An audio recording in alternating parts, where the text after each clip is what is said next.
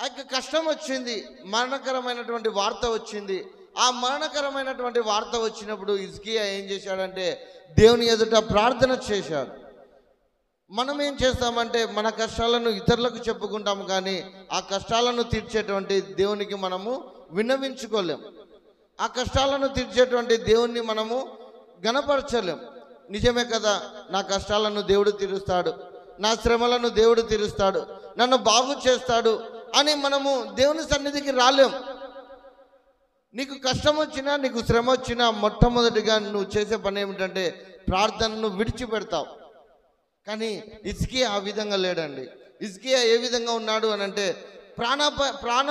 నీ ప్రాణం పోతుంది, నీ ఇంటిని చక్కబెట్టుకో అని దేవుని యొద్ద నుండే వార్త వచ్చినప్పటికీ ఏ మరణ శాసనాన్ని అయితే రాశాడో అదే దేవుడు ఆ మరణ శాసనాన్ని కొట్టివేస్తాడని హిజ్కియా నమ్మి కన్నీళ్లు విడిచి ప్రార్థన చేశాడు. మరి మనం ఏ విధంగా ప్రార్థన చేస్తున్నాం? మనం ఏ విధంగా దేవుని సన్నిధిలో మొరపెడుతున్నాం?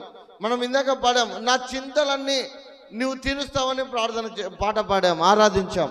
మరి మన చింతలు పోవాలి అనన్నా, మన దుఃఖము పోవాలి అనన్నా, మనము బాగుపడాలి అనన్నా మొదటిగా మనం చేయవలసినది ఏమిటంటే ప్రతి దినము ప్రార్థన చేయాలి.